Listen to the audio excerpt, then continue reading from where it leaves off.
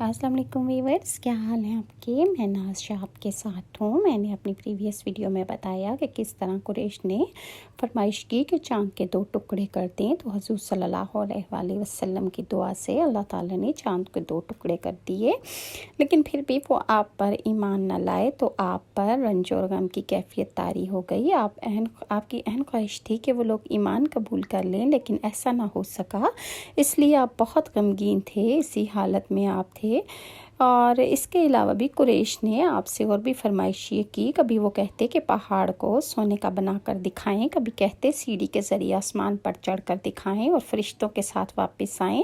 ان کی تمام باتوں کے جواب میں اللہ تعالیٰ نے حضرت جبرائیل علیہ السلام کو آپ کی خدمت میں بھیجا۔ انہوں نے آ کر کہا، اے محمد صلی اللہ علیہ وآلہ وسلم، اللہ تعالیٰ آپ کو سلام فرماتے ہیں اور فرماتے ہیں کہ اگر آپ چاہیں تو صفا پہاڑ کو سونے کا بنا دیا جائے، اسی طرح ان کے جو مطالبات ہیں ان کو بھی پورا کر دیا جائے، لیکن اس کے بعد بھی اگر یہ لوگ ایمان نہ لائے تو پھر سابقہ قوموں کی طرح ان پر عذاب ہولناک نازل ہو جائے گا، ایسا عذاب کہ آج تک کسی قوم پر نازل نہ ہوا ہوگا۔ اگر آپ ایسا نہیں چاہتے تو ان پر رحمت کا دروازہ اور توبہ کا دروازہ کھلا رہے گا۔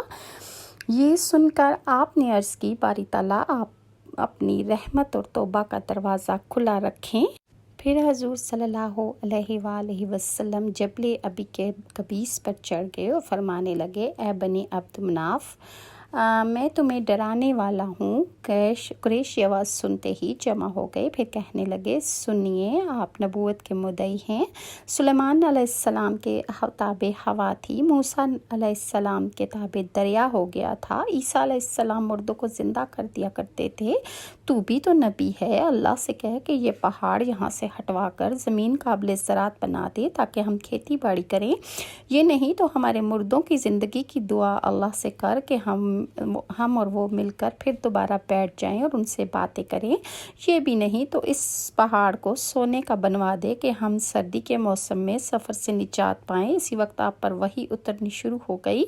اس کے خاتمے پر آپ نے فرمایا، اس کی قسم کہ جس کے ہاتھ میں میری جان ہے، تم نے جو کچھ مجھ سے طلب کیا تھا مجھے اس کے ہو جانے میں اور اس بات میں کہ دروازہ رحمت میں چلے آؤ اختیار دیا گیا ہے۔ ایمان اسلام کے بعد تم رحمت الہی سمیٹ لو یا تم یہ نشانات دیکھ لو، لیکن پھر نہ مانو تو گمراہ ہو جاؤ گے اور رحمت کے دروازے تم پر بند ہو جائیں گے۔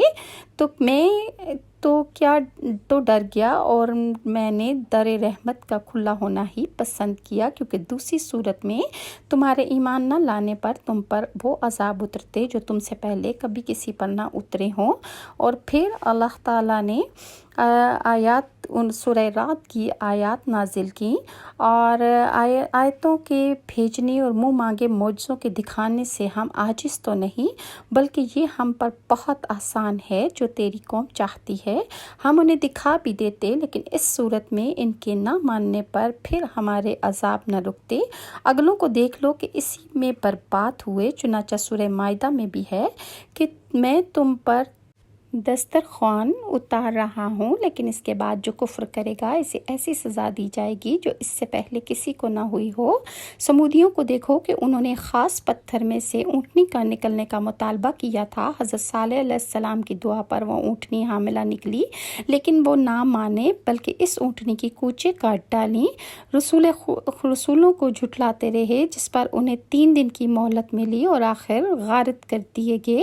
ان کی یہ اونٹنی بھی اللہ کی وحدانیت کی ایک نشانی تھی اور اس کے رسول کی صداقت کی علامت تھی، لیکن ان لوگوں نے پھر بھی کفر کیا اور اس کا پانی بند کر دیا، بالآخر اسے قتل کر دیا، جس کی پاداش میں سب مار ڈالے گئے اور اللہ کی زبردست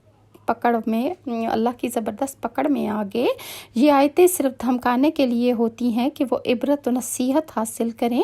حضرت ابن مسعود سے روایت ہے کہ صفا پہاڑ کو سونے کا بنا دیا جائے یا مکہ کے پہاڑ اپنی جگہ سے ہٹا دیے جائیں تاکہ وہاں کاشتکاری ممکن ہو سکے، جس پر اللہ تعالیٰ نے جبرائیل کے ذریعے پیغام بھیجا اور ان کے مطالبات اللہ تعالیٰ نے فرمایا کہ میں پورے تو کر دوں گا، لیکن اس کے بعد بھی ایمان نہ لائے تو میں انہیں تباہ و برباد کر دوں گا اور انہیں ایسی سزا دوں گا، ایسی ہلاکت دوں گا کہ اس کے بعد ان کا ایسی عبرتناک سزا میں نے اس سے پہلے کسی کو نہ دی ہوگی، لیکن اس کے باوجود انہوں نے تکذیب کی اور ایمان نہ لائے، جس کے نتیجے میں اللہ تعالیٰ نے انہیں آخرت کا عذاب کی وعید سنائی ہے۔ ان کے لیے اللہ تعالیٰ نے سورہ یونس کی آیت بھی نازل فرمائی۔ ترجمہ ہے کہ کیا ان مکہ کے لوگوں کو اس بات سے تعجب ہوا ہے کہ ہم نے ان میں سے ایک شخص کے پاس وحی بھیج دی کہ سب کو اللہ کے احکامات کے خلاف چلنے پر ڈرائیں، اور جو کچھ وہ لے کر آئے ہیں رسول اللہ کو اللہ نے دیا، انہیں خوشخبری سنا دیں کہ انہیں اپنے اللہ کے پاس پہنچ کر پورا مرتبہ ملے گا اگر وہ تابع اور فرما بردار ہوں گے۔ اس کے بعد ان لوگوں نے آپ صلی اللہ علیہ وسلم سے کہا، ہم پر آسمان کے ٹکڑے ٹکڑے کر کے گرا دو جیسا کہ تمہارا دعویٰ ہے کہ تمہارا رب جو چاہے کر سکتا ہے۔ ہمیں معلوم ہوا ہے کہ تم جس رحمان کا ذکر کرتے ہو وہ رحمان یمامہ کا ایک شخص ہے، وہ تمہیں یہ باتیں سکھلاتا ہے۔ ہم لوگ اللہ کی قسم کبھی رحمان پر ایمان نہیں لائیں گے۔ یہاں رحمان سے مراد ان لوگوں کی یمامہ کا ایک یہودی کاہن تھا۔ اس بات کے جواب میں اللہ تعالیٰ نے سورہ رعد کی آیت 30 نازل فرمائی کہ آپ فرما دیجئے کہ میرا رب میرا نگہبان وہی ہے اور اس کے سوا کوئی عبادت کے لائق نہیں، اور میں نے اسی پر بھروسہ کر لیا اور اسی کے پاس مجھے جانا ہے۔ اس وقت آپ رنج و غم کی کیفیت طاری آپ پر ہو گئی۔ آپ کی این خواہش تھی کہ یہ لوگ ایمان قبول کر لیں، لیکن ایسا نہ ہو سکا، اس لیے آپ بہت زیادہ پریشان تھے۔ مکہ کے مشرکین نے 2 یہودی عالموں کے پاس اپنے آدمی بھیجے۔ یہ یہودی عالم مدینہ میں رہتے تھے۔ دونوں قاصدوں نے یہودی عالموں سے ملاقات کی اور ان سے کہا، ہم آپ کے پاس اپنا ایک معاملہ لے کر آئے ہیں۔ ہم لوگوں میں ایک یتیم لڑکا ہے، اس کا دعویٰ ہے کہ وہ اللہ کا رسول ہے۔ یہ سن کر یہودی عالم بولے، ہمیں اس کا حلیہ بتاؤ۔ قاصدوں نے نبی کریم صلی اللہ علیہ وآلہ وسلم کا حلیہ بتا دیا۔ تب انہوں نے پوچھا، تم لوگوں میں سے کن لوگوں نے ان کی پیروی کی؟ انہوں نے جواب دیا، نچلے درجے کے لوگوں نے۔ تب انہوں نے کہا کہ وہاں جا کر ان سے 3 سوال کرو، اگر انہوں نے ان 3 سوالوں کے جوابات دے دیے تو وہ اللہ کے نبی ہیں، اور اگر جواب نہ دے سکے تو پھر سمجھ لینا کہ وہ کوئی جھوٹا شخص ہے۔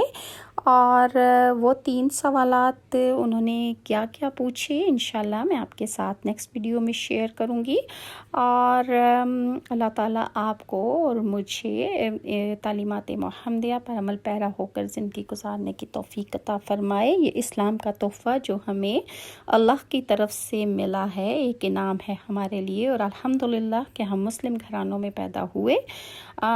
ویورز، اگر آپ کو میری ویڈیوز اچھی لگتی ہیں تو انہیں لائک اور سبسکرائب ضرور کریں، اور نیکسٹ ویڈیو تک کے لیے ناز کو اجازت دیں۔ اللہ حافظ۔